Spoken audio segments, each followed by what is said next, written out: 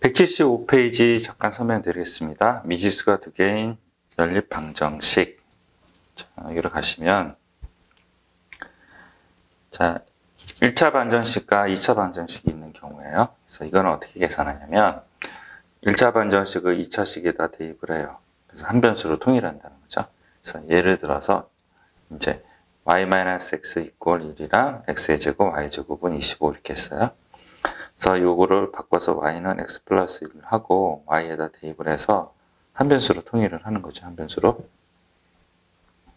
통일을 하면 이제 x가 나와요. x가 두 개가 나오는데요. x가 이렇게 두 개가 나와요.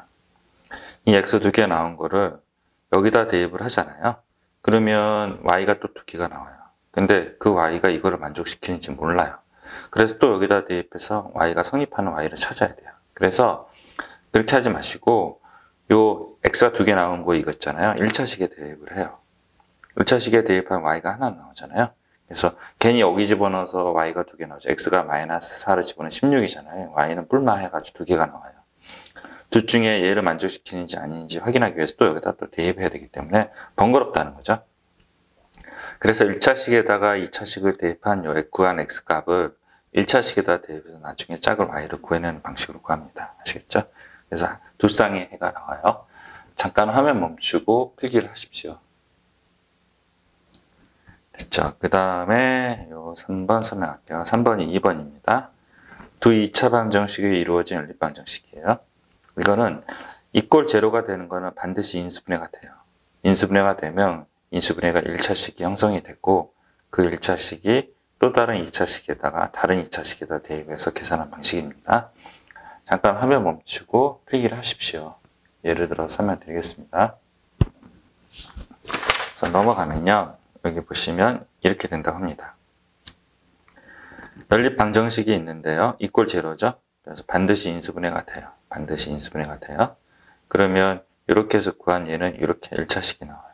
그 1차식을 여기에서 나온 식을 다시 여기다 대입해봤자 0은 0 이렇게 돼요. 그래서 이거는 의미가 없고요. 여기서 나온 인수분해에서 나온 요식은 또 다른 2차식에다 대입을 해서 x가 두 개가 나와요. 그 x 두 개 나온 거를 또 여기다 대입하면 안 되고요. 1차식에다 대입해야 된다 했죠. 케이스가 두 개로 나눠진 거예요. y가 x인 경우 요거 y가 2x인 경우 이렇게 나눈 다음에 요거를 여기다 대입을 해서 x를 구하고 그 x를 여기다 대입해서 나머지 y를 구해요. 그리고 요거를 여기다 대입을 해서 x를 구하고 x를 여기다 대입해서 또 짝을 구해요. 그래서 이렇게 되고요. 복부 동순이라는 게 있는데요. 그게 뭐냐면 이 플러스 마이너스 이렇게 짝을 이루어진다. 이런 걸 복부 동순이라고 해요. 아시겠죠? 잠깐 화면 멈추고 필기를 하십시오. 됐죠? 그 다음에 117페이지 필수 예제 다시 설명드릴게요. 자, 1차식이랑 2차식으로 이렇게 나눠져 있어. 1차식을 2차식에다 대입을 해요. 그래서 y는 3x-1 여기다 대입해서 x를 두 개를 구하고요. x도 두 개 구한 거는 뭐예요? 1차식에다 대입해야 된다고 했죠? 얘를 요식에다 대입해서 y를 구하내면 됩니다. 마찬가지로 얘는 y는 x-4 해서 여기다 대입을 해서 y가 두 개가 나오네요. 그래서 y가 두 개 나오면, x가 두 개가 나오네요. x가 두 개 나온 거를 다시 1차식에 대입해서, 1차식에 대입해서 y를 구하시면 됩니다. 됐죠? 한번 해보시고요. 잠깐 화면 멈추고 이 부분 필기하시고요. 한번 해보십시오. 자, 필수예제 14번 설명드리겠습니다. 자, 이것도 마찬가지예요. 아까 2차식, 2차식인데 이꼴 제로인 부분은 반드시 인수분해가 된다. 반드시 인수분해가 된다. 인수분해가 되면 여기가 뭐예요? 1차식이 나오죠? 1차식이 나온 거를 여기다 대입하는 게 아니라 여기다 대입을 한다. 또 다른 식에. 그래서 y1, y2가 나오고 이것도 y3, y4가 나오는데 y1을 다시 여기다 대입해서 x1을 구한다. 그래서 짝을 만들어낸다. 했죠? 마찬가지로 여기 동그라미 치시고 반드시 인수분해가 된다. 그리고 인수분해가 되면 1차식이 나오고 1차식을 이 두 번째 또 다른 식에다 대입을 한다. 이렇게 하시면 됩니다. 잠깐 화면 멈추고 필기를 하십시오. 됐죠? 179페이지 설명을 하기 전에요.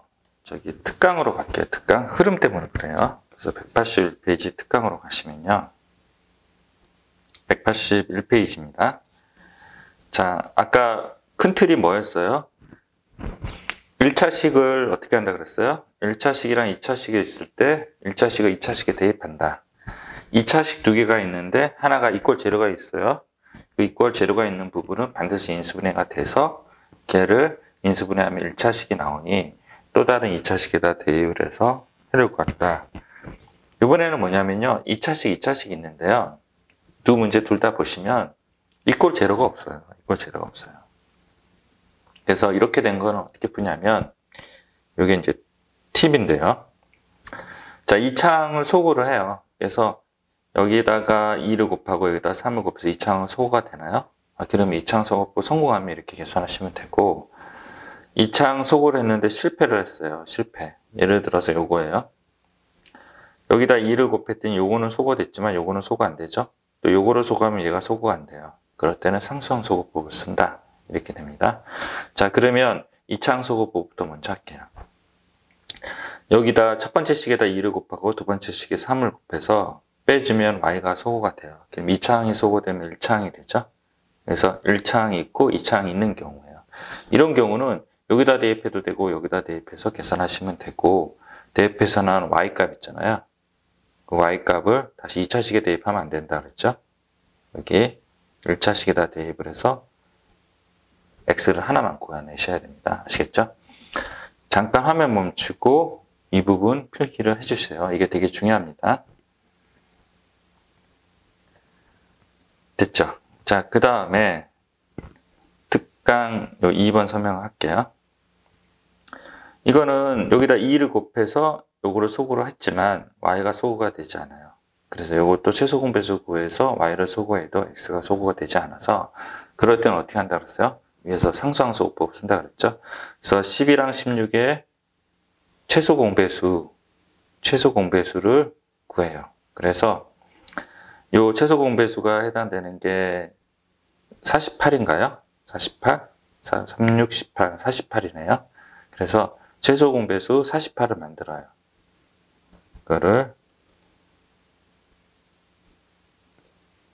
48을 만들어요. 그러면 16에다 뭐를 곱하면 돼요? 3을 곱하면 되죠. 12에다 4를 곱하면 48이 돼요. 48이 된 상태에서 이 상수항을 소구를 해요. 상수항을 소구하게 되면 이꼴 제로가 나오고요. 이거는 반드시 인수분해가 되죠. 그래서 1창이 나와요. 상수항 소구법으로 1차식을 만들려는 게 목적이에요. 그래서 1차식이 나오고 1차식을 여기다 대입해서 계산해서 쌍을 구하시면 됩니다. 아시겠죠? 잠깐 화면 멈추고 필기를 하십시오. 페이지 필수예제 15번 설명하겠습니다. 이건 되게 중요하고요. 네, 되게 중요합니다. x 플러스 y가 3, xy가 2인 경우에요. 이거는 풀이가 두 가지가 있어요. 이 xy를 t에 관한 근이라고 가는 줄 아는 경우죠. 그래서 xy는 2차 방정식, t의 2차 방정식 두 근이에요. 그래서 t-x, t-y는 0 이렇게 돼요. 그럼 t제곱 마이너스 x 플러스 y의 t 플러스 xy가 되고, xy를 여기다 집어넣고 xy를 여기다 집어넣어서 인수분해가 들어가요. 그래서 t는 1이 되고 그리고 t는 2가 되는데, t가 1이 x라면 나머지 y는 2가 되고, t가 2가 될 때 걔가 x라면 나머지 y는 1이 돼요. 그래서 이런 쌍을 구하는 방식이 있고요. 난 이렇게 t에 관한 2차 방정식으로 풀기 싫다, 귀찮다 그러면 한 변수로 통일하는 방식으로 하면 돼요. 그래서 y는 3-x를 xy 곱에다가 집어넣어서 x를 구하고 해당되는 y를 구하는 두 가지 풀이 방법이 있습니다. 잠깐 화면 멈추고 이 부분 필기를 하시고요. 근데 요 t에 관한 2차 방정식으로 간주해서 푸는 이 방법은요, 많이들 이용해요. 그래서 여러 가지 방정식 할 때 되게 많이들 이용해서 방법은 꼭 아셔야 되는 부분입니다. 잠깐 화면 멈추고 필기를 하십시오. 됐죠? 그 다음에 잠깐 올릴게요. 가려졌네요. 그 다음에 요거를 설명을 할게요. 자, 이게 x의 제곱 플러스 y 제곱이 34고요. xy가 15예요. 그래서 xy가 없는 경우에요. 이것처럼 xy, x 더하기 y, xy가 있는 경우가 있고요. xy 곱은 있는데 x 더하기 y가 없는 경우는요. 이렇게 나요. x 플러스 y를 a라 놓고요. xy를 b라고 나요. 그렇죠? 그럼 요 식을 밑에 적어 드렸는데요. x 플러스 y를 a, xy를 b라고 놨으니 요 식을 곱셈 법칙에 의해서 x 플러스 y의 제곱 마이너스 2xy로 바꿔서 얘를 a제곱 마이너스 2b 34 이렇게 하고 b는 15 이렇게 합니다. 이렇게 해서 요 두 번째 식을 요 식 첫 번째 식을 a제곱 마이너스 2b 34 이렇게 돼요. 그래서 두 식이 나왔죠? 그래서 b를 여기다 대입해서 a를 구하고 a랑 b를 다 구해요. 그 다음에 이제 이 방법으로 풀어보라는 겁니다. 그래서 xy를 t에 관한 군으로 생각해서 구하는 방법이랑 그냥 이렇게 구하는 방법 두 가지가 있어요. 2번이 대단히 중요합니다. 2번이 대단히 중요하니까 제가 잠깐 내려드릴 테니까 잠깐 화면 멈추고 필기를 하십시오. 이 부분입니다. 이 부분이랑 이 부분. 최종 이 방법으로 풀어야 된다. 됐죠? 그 다음에 확인 문제 214번에 2번 잠깐 설명을 할게요. 이것도 xy가 없고요. xy 더하기도 없고 xy 곱도 없죠. 그러니까 첫 번째 어떻게 한다 그랬어요? x 플러스 y를 a라 놓고 xy를 b라고 놔요. 그럼 얘는 곱셈 법칙에 의해서 x 플러스 y의 제곱 마이너스 xy 플러스 x 플러스 y는 2 이렇게 돼요. 그럼 얘는 a제곱이고 마이너스 2b가 되고 그 다음에 여기는 뭐예요? a가 되죠? 그래서 이 식이 하나 나왔네요. 자, 그 다음에 얘도 곱셈 법칙에 의해서 x 플러스 y의 제곱 마이너스 2xy 플러스 xy는 1 돼요. 그래서 얘는 a제곱이 되고 이게 마이너스 b가 되고요. 그리고 요거 두 개를 계산한 거예요. 그래서 이거 됐죠? 그래서 요거를 잠시만요. 요거가 되는 거죠. 그래서 이제 요거는 요 단계로 온 거예요. 얘가 이렇게 왔다가 이렇게 한 거예요. xy가 멀어져 있으니 같이 가위로 붙이고 x제곱 플러스 y제곱을 x 플러스 y의 제곱 마이너스 xy로 바꾸고 얘는 이렇게 되는 거예요. 그럼 여기다 a를 집어넣고 마이너스 xy죠. 그래서 b를 집어넣어서 요 식이 나와요. 됐죠? 그러면 요 두 식이 네모친 두 식이 나왔어요. 어떻게 하겠어요? b는요 a제곱 마이너스 1이죠. 그걸 여기다 집어넣어요. 그래서 얘를 거꾸로 이렇게 집어넣는 거죠. b는 a제곱 마이너스 1. 그래서 이 자리에 집어넣어서 a를 구한 다음에 나중에 최종 b를 구해요. 그 다음에 요 방법과 요렇게 나왔죠. 그러면 아까 필수의 제 01번처럼 t에 관한 xy가 t의 두근이라 생각하는 방법이랑 y 이꼴 해가지고 계산하는 방법으로 풀면 됩니다. 아시겠죠? 잠깐 화면 멈추고 필기를 하십시오. 네. 됐죠? 그 다음에 필수의 제 16번, 17번 설명할게요. 필수의 제 16번은 자 1차식이고 2차식이 있네요. 그래서 1차식을 2차식에 대입을 해야 되는데 y 이꼴로 하면 y에다 두 번을 대입을 해야 돼요. 그래서 요거는 올바르지 않다. x 이꼴로 하면 한 번만 대입할 수 있죠. 대입을 하고 그 다음에 얘네가 뭐라 그랬냐면 오직 한 쌍의 해라는 거는 x, y가 한 개씩 있다는 거죠. 그럼 y가 한 개란 뜻이에요. 그래서 한 쌍의 해를 가지니 중근을 가져야 되니 판별식이 0이고 그 k는 뿔마 3이라서 그걸 합치면 0이 된다. 됐죠? 잠깐 화면 멈추고 필기를 하십시오.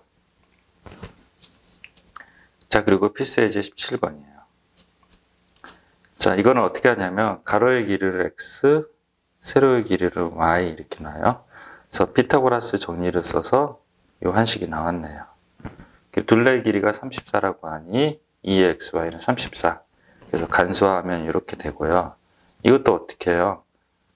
1차식, 2차식 있으니까 1차식을 2차식에 대입을 해서 x를 구해내고 그 다시 1차식에 대입해서 y를 구해내요. 그러면 x가 5일 때 y는 12, x가 12일 때 y가 5가 돼요.